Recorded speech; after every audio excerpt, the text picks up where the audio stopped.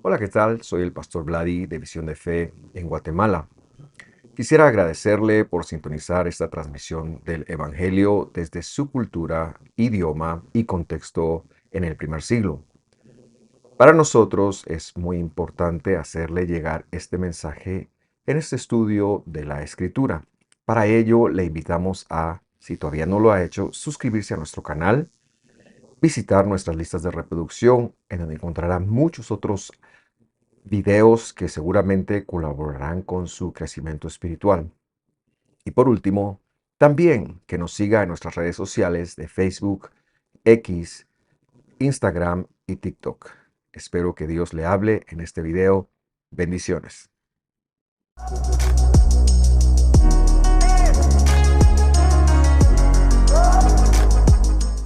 Me da muchísima alegría darles la bienvenida a otro estudio del Evangelio.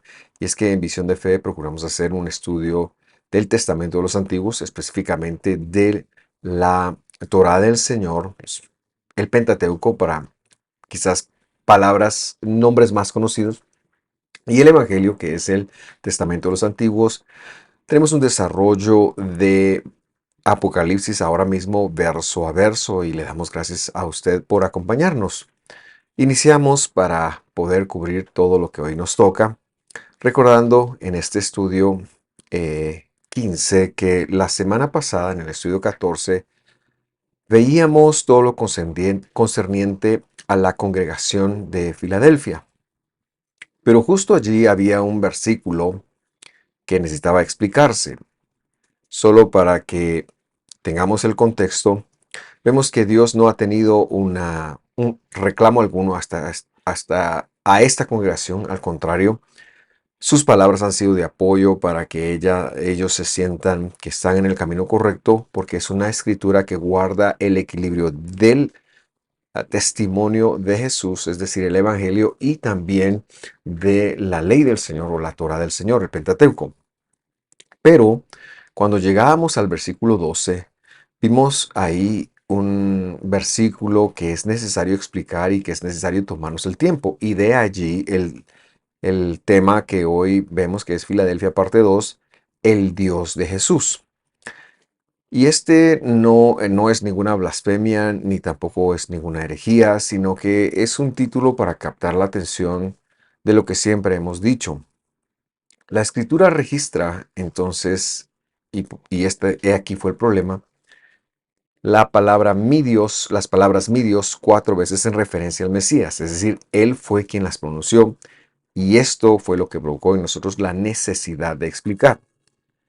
Empezamos leyendo el versículo 12, que es el versículo en cuestión, y dice así: al vencedor le haré una columna en el templo de mi Dios. Recuerde, por favor, que está hablando Jesús. Está diciendo mi Dios. Primer mi Dios. Y luego dice, y nunca más saldrá de allí. Escribiré sobre él el nombre de mi Dios, segundo mi Dios, y el nombre de la ciudad de mi Dios. Esto lo explicábamos a qué se refiere la semana pasada. Se refiere a la Nueva Jerusalén, que es el tercer am, mi Dios. Y luego dice, la Nueva Jerusalén que desciende del cielo de mi Dios o procedente de mi Dios, y mi nombre nuevo. Y decíamos que como humanos, cuando nosotros utilizamos el posesivo con respecto a Dios, por ejemplo, Jesús es mi Dios, el castellano evidencia que en este posesivo, a diferencia de la mayoría de los posesivos, cuando algo es nuestro o de nuestra propiedad, nos sentimos de alguna forma en cierta superioridad. Por ejemplo, esta es mi cámara en la que estoy grabando en este momento mi estudio. Voy a poner un ejemplo burdo, ¿verdad? Son cosas que yo controlo, son cosas que yo manejo, y por lo tanto la tentación de pensar así en función de Jesús, de Dios, o perdón, cuando yo digo mi Dios, no sucede esto mismo. Al contrario, yo, aunque le ponga posesivo a la palabra Dios, mi Dios, entiendo y conecto que Él es una persona superior a mí, que Él es, no es que sea mío, de mi propiedad y yo pueda decidir qué hacer con él, sino que lo que estoy replicando es que Él me ha llamado y yo soy un ser inferior a Dios. Creo que esto es algo que es real para todo creyente. Por lo tanto, el hecho de que Jesús esté diciendo mi Dios aquí puede despertar en algunos la inquietud de que se tratase, si así fuera, Jesús hablando de alguien mayor. Lo que queremos hacer es aclarar esto porque esta no es la idea del versículo. En primer lugar, porque, como lo mencionábamos, está el problema del posesivo, pero en segundo lugar, porque toda la historia desde que Jesús vino, y especialmente cuando la iglesia romana cobra sentido, siempre se lo ve a Jesús como un ser inferior, como hay algunos que han llegado a verlo incluso como un ángel. De hecho, hay algunas sectas no creyentes que blasfemando en contra de Jesús le han llamado, lo han visto como un ángel o le han llamado el ángel del Señor. Pero esto no es verdad. Él no es un ángel porque los ángeles son creados. Lo cierto es que la Escritura enseña y pone a Jesús siempre como un creador. Y esto nos lleva al tercer punto que queremos probar. La Biblia solo admite una de dos. O eres un ser creado, y de ahí vamos a partir que desde el mismísimo Satán en adelante, cualquier otro ser espiritual, pero también nosotros los humanos todos hemos creado. O eres creador. No hay una dualidad en ello. O eres creado o eres creador. Nosotros no somos creadores. Por mucho que tengamos creatividad, que podamos hacer cosas, pero no podemos crear algo en el sentido de la nada. Por lo tanto, no puede ser alguien, eh, voy a llamarlo así, que tenga la capacidad de crear y que sea un ser creado. No. Esto es importante explicarlo por todas las razones que he mencionado. Ahora bien, Dios en el castellano transmite la idea de un ser, de una persona. Y esto es así. Dios sí es un ser vivo, y es una persona. El problema que tenemos con esto es que en la Biblia encontramos distintas palabras que el castellano, por su limitación, por no ser un idioma teológico, ha traducido exclusivamente como Dios. Y yo digo, con este conocimiento, que bien harían los traductores en dejar los nombres originales, para que luego nosotros en la lectura y en el estudio pudiéramos entender a qué se refiere. En castellano, Dios viene de la raíz latina Deus. Y esto ya, lo que queremos hacer entonces, perdón, es estudiar qué es Dios en la Biblia. Y luego, con esta lectura, pero la Biblia desde sus inicios, desde sus orígenes, y esta es una prueba más que el Evangelio hay que entenderlo desde su forma semítica, desde su raíz, desde la base que ha puesto el testamento de los antiguos, desde los idiomismos o desde las ah,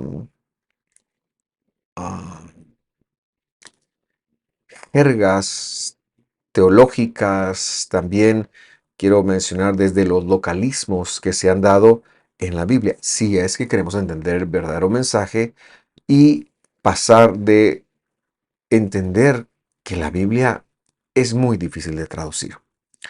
Entonces, para ello vamos a ver cómo lo enfrentamos nosotros, qué significa Dios para nosotros y qué es lo que la palabra Dios que los traductores han colocado, de dónde viene. Porque, repito, son tres palabras distintas y esto es necesario entenderlo. Entonces, como decía, en primer lugar, la palabra Dios viene de una raíz latina, del latín Deus, que a su vez provee de una raíz indoeuropea, Deu. Y esto significa brillar. Por lo tanto, podemos entender que la palabra Dios, como la entendemos nosotros, está asociada a la luz. Lo mismo sucede si vamos al griego. Por eso es que a nosotros no nos gusta interpretar únicamente desde el griego, sino qué fue lo que el griego quiso transmitir desde su raíz semítica hebrea original. Porque en el caso de la palabra theos, que es lo que se podría traducir como Dios, y que es lo que se encuentra en el Evangelio, también está relacionada a la raíz indoeuropea que hemos mencionado. Entonces, todas las palabras, todas las veces que veamos Dios en el Evangelio que nos llega en un idioma griego, tenemos que cuestionarnos a cuál de las tres palabras bíblicas se refiere. Por el contexto y por la revelación del Espíritu Santo es que nosotros podemos realmente llegar a ello. Pero si nosotros mantenemos que todo es Dios, Dios, Dios, entonces traducir o interpretar la Biblia, mejor dicho, se convierte en un reto casi imposible.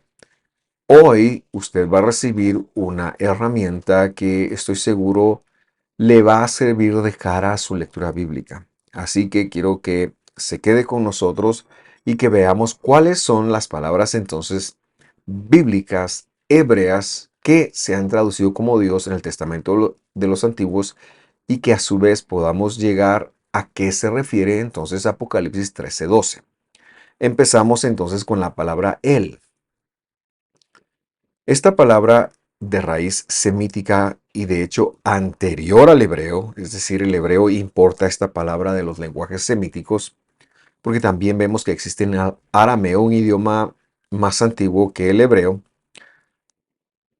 y que se puede leer en el libro de Daniel. Estas lenguas anteriores al hebreo y luego el hebreo como un receptor de esta idea, desarrollaron la idea de el ser supremo no asociado hacia la luz como nosotros lo tenemos o como los idiomas europeos, sino al poder. Si nosotros vemos a Dios como un ser de luz, en los lenguajes semíticos se ve la palabra él, que es la palabra más sencilla, que no tiene una construcción, que es una raíz y que es la primera que nos han traducido como Dios, se lo asocia al poder. De hecho, la palabra carnero, que se miraba ese animal que de hecho aparece como una bestia en Daniel, pero que tiene unos cuernos muy fuertes y que su forma de demostrar el poder era chocar cabezas con otros carneros, se dice ágil y comparte raíz con la palabra él. Lo que queda claro es que la escritura siempre lo usó en el sentido de poder, en el sentido de poderoso. Y vemos en la palabra él dos tipos de uso o dos tipos de construcciones. En primer lugar, voy a llamarlo así porque así se me ha facilitado entenderlo a mí, como que fuera un apellido, es decir, él con otro nombre. No viene solo, sino viene él con algún atributo. Y aquí ya empezamos a declarar intenciones en el sentido de que el poder es un atributo divino. La palabra él está relacionada con poderes de Dios. Y por eso la encontramos, estoy tratando de decirlo como el Shaddai o el Elión. La encontramos con apellido, voy a llamarlo así porque así se me facilita a mí entenderlo. La otra acepción es como un nombre propio, pero de cualquier forma se refiere a un atributo específico de un sustantivo personal propio. El Shaddai normalmente, y desde Génesis 18 me parece, lo han traducido como el Dios Todopoderoso.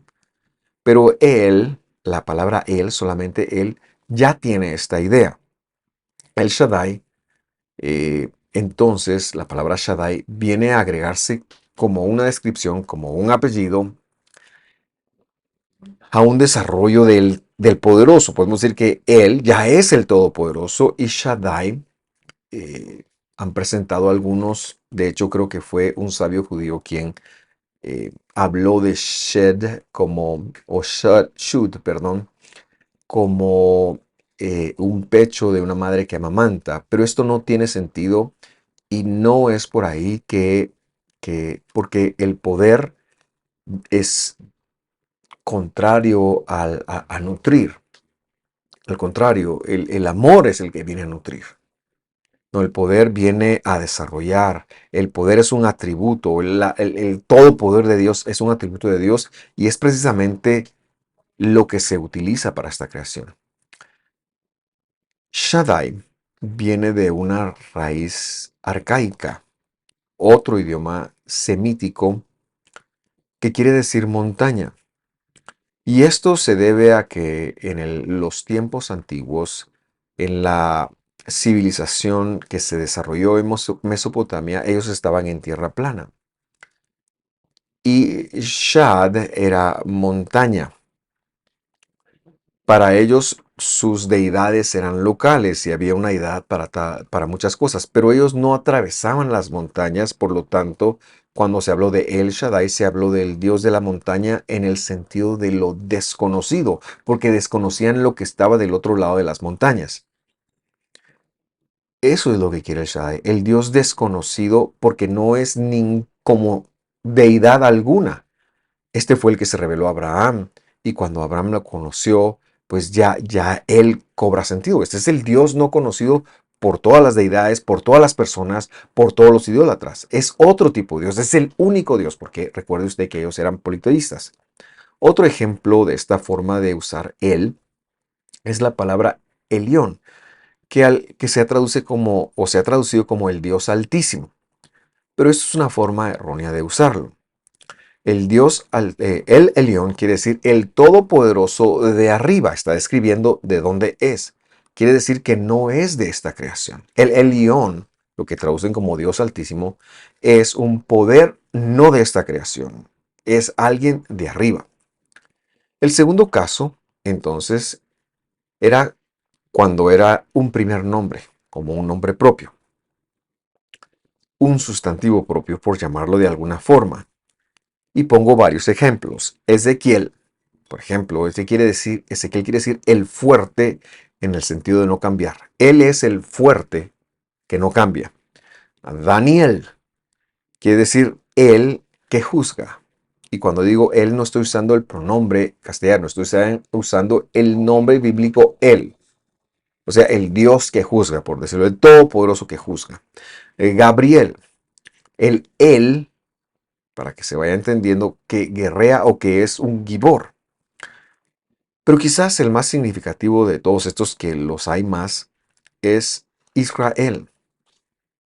Y esto quiere decir Él, el nombre del Todopoderoso, Él pondrá el príncipe. O Él será el príncipe. De cualquier forma que se use en la Biblia, este es el primer uso, ya sea como apellido para entenderlo que viene después de Él, o bien como un nombre propio, no debería de traducirse precisamente por ser eso, un nombre propio. Sin embargo, en la Biblia, este es eh, la primera estación, voy a llamarle, del desarrollo teológico de todo lo que se ha traducido como Dios. Él es la raíz. En segundo lugar está, y se lo coloco ahí, la palabra Eloa. En hebreo tiene dos formas de construcción, como se logra apreciar ahí, pero la pronunciación es la misma. Y lo que cambia con respecto de él es que tiene la letra femenina Hey o H y aparece en la escritura en mucho menor cantidad de veces que el primero y que el tercero. Y este sí que es lo que más se asemeja a la persona de Dios. La palabra Eloa se refiere a la persona de Dios, a Dios como persona, a Dios como ser. Eloa entonces es la persona de la divinidad. En otras palabras, es del ser divino, del ser supremo, lo que nosotros podíamos comprender como Dios y que en el libro donde más aparece, no aparece mucho, pero en el libro donde más aparece es en el libro de Job. Y luego está el número 3 y este es el más difícil de comprender. Y aquí es donde yo le pido su complicidad para que vayamos avanzando en aclararnos las ideas. Y me refiero a la palabra Elohim. Ahora, habíamos empezado con él, eran dos letras. Luego a esa letra se le agregaba una tercera letra, que es Eloa, o en el caso de una cuarta letra que era la que señalaba la vocal Eloa, de igual forma se pronuncia, pero ya era una tercera letra. El tercer nombre, Elohim, tiene entonces la misma construcción de Eloa, pero se le agrega un sufijo plural, im. En hebreo, cada vez que usted escuche im, esto es un sufijo plural. Por ejemplo, serafim es lo que se traduce como serafines. Son muchos seraf. Krubim es lo que se traduce como querubines, pero que son esos seres espirituales, los kerub en hebreo, querubín lo han traducido. En fin, el sufijo im entonces tiene que ver con un plural y tiene varias excepciones y esto es necesario explicarlo. Pero yo quiero resumirlo en 3 puntos. Número 1, la palabra Elohim representa toda aquel ser, toda persona que es un portador de la palabra de Dios, es decir, que tiene un mensaje de Dios. Esto puede ser un ser espiritual como lo fue Gabriel cuando vino a con Miriam y a con José, o puede ser un humano como el profeta Daniel, perdón, como el profeta Isaías también. Puede también referirse a jueces terrenales, puede referirse a poderosos, también se lo traduce como poderosos. Sin embargo, en Génesis 6, de hecho, así es. Pero, ¿cómo sabemos esto? ¿Cómo sabemos cómo interpretarlo? Bueno, si se está refiriendo a más de una persona, por ejemplo, y dijo Dios, y habló Dios a Abraham. Esto es algo que vemos mucho. Dios no estaba allí, sino que le envió un mensajero. Es decir, un ángel estaba hablando con Abraham. Esto es muy visible, si no recuerdo mal, cuando Abraham recibe a los 3 mensajeros en el capítulo. Lo voy a confirmar ahora mismo para no darle un dato falso. Me parece que es el capítulo 18. Dice en 18:1, y el Señor se le apareció a Abraham en la encina de Mamre mientras él estaba sentado. Y cuando Abraham alzó sus ojos y miró, he aquí había 3 hombres, 3 Ish, dice ahí, 3 Anashim, parados frente a él. Estos eran ángeles, estos eran mensajeros, recordará usted. Y esa interacción se da, y estas personas recibían el nombre de Elohim, que es el tercer nombre de Dios. Por eso es que no muchas veces, bueno, recuerdo una ocasión específica, y gracias a Dios que esto me acaba de venir. Porque cuando le dicen a Jesús, lo están cuestionando, Jesús dice, ¿no dice en la Biblia, ustedes son todos Elohim, dioses? Le traduce ahí y los confunde.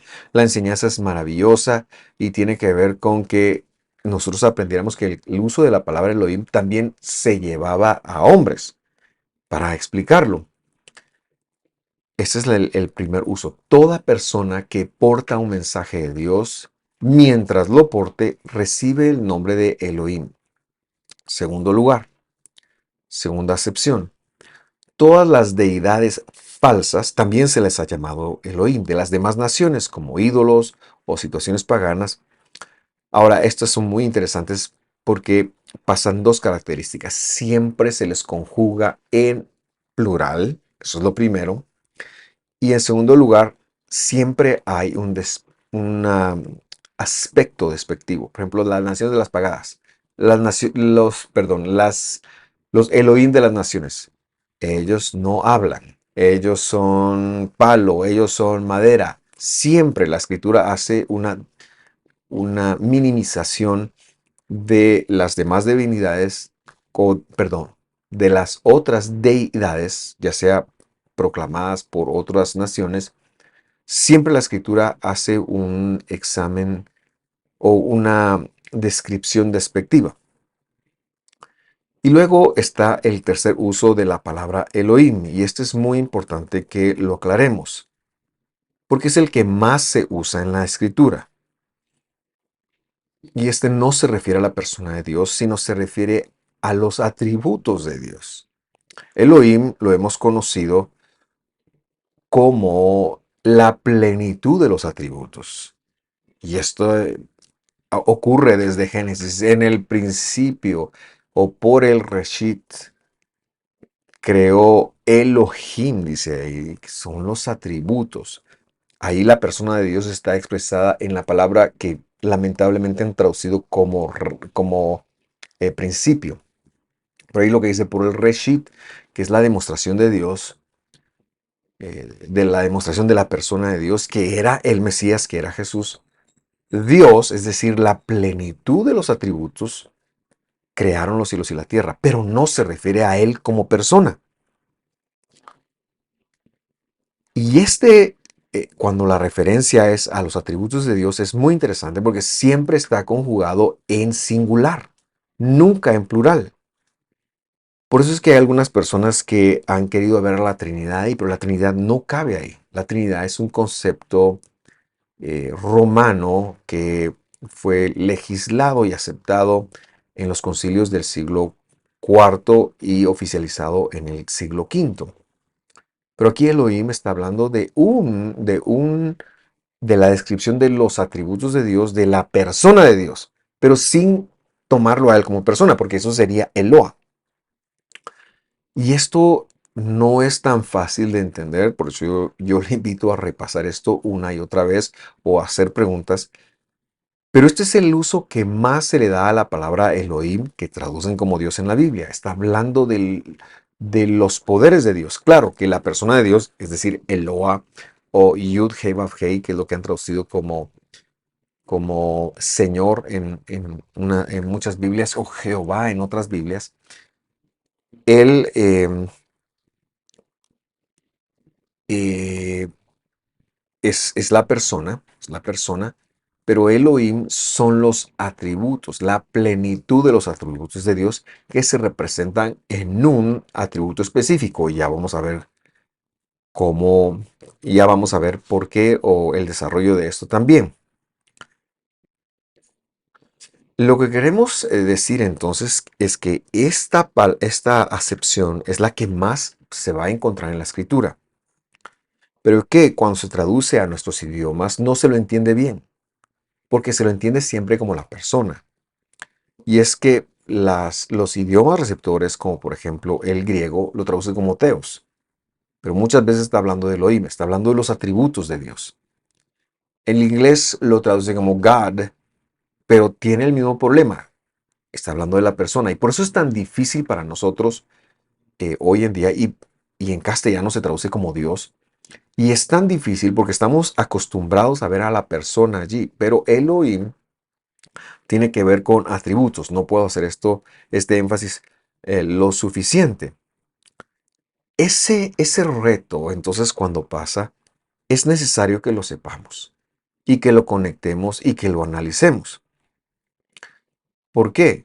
Porque queremos ver cuál es la correcta interpretación del mensaje. Y como a mí me gusta decir, Dios es responsable de lo que Dios dijo, pero no es responsable de lo que usted o yo entendamos. Por eso nos sentamos a estudiar para tratar de entender qué fue lo que dijo Dios. Recordando entonces que hay un nombre que Dios le revela a Moisés, el nombre del Yud He Vav He, que contiene 4 letras, pero que no tiene vocales, que contiene 4 consonantes, pero que no tiene vocales, que nadie sabe cuál es la pronunciación, aunque le digan a algunos que lo pronuncian como Jehová, algunos como Yahweh, Yahvé, pero lo correcto escrituralmente es no sabemos cuál es la pronunciación. Hay todo un desarrollo de esto. En esta clase no lo vamos a hacer, pero no se sabe la pronunciación. Pero ese nombre lo han traducido, algunos le dicen Hashem, eso quiere decir el nombre, algunos otros le dicen el Eterno, es un buen nombre. La Biblia de las Américas y muchas otras lo traducen como el Señor en letras todas mayúsculas, representa un atributo específico, representa el atributo de la justicia. ¿Por qué lo digo? Porque cada vez que encontramos ese nombre es porque Dios está haciendo una acción que tiene que ver con la justicia, con el juicio. Por eso esto representa el atributo del, del juicio. Pero Elohim, que representa la plenitud de los atributos de Dios, se manifiesta especialmente por el atributo del amor. ¿Y cómo es que yo me atrevo a decir esto? Bueno, en primer lugar, por la revelación escritural y en segundo, porque el Evangelio así lo entendió. Yo quiero invitarle a abrir su Biblia o a leer conmigo, perdón, tal vez no abrir su Biblia porque está viendo un video, a leer conmigo Primera de Juan capítulo 4 versículo 8. Leemos. El que no ama, vea el atributo del amor ahí, no conoce a Dios, y ahí está hablando de Elohim, porque está hablando de ese atributo. Porque Elohim, es decir, Dios, lo que traducen es amor. Y ahí vemos el problema ejemplificado. Dios es amor, lo hemos dicho, lo hemos cantado, lo hemos creído. Y entendemos entonces que la persona de Dios es amor. Y es así, por supuesto. Pero el mensaje aquí es mucho más profundo. Ahí lo que está diciendo es, Elohim se manifiesta desde su atributo del amor. Es el primer atributo. Incluye a todos. Pero el atributo desde el cual Él se manifiesta es amor. Por eso es que no hemos sido consumidos, etcétera, etcétera, etcétera. Vamos entonces ahora a regresar y hacer una lectura correcta de nuestro versículo 12, que fue el que generó toda esta explicación.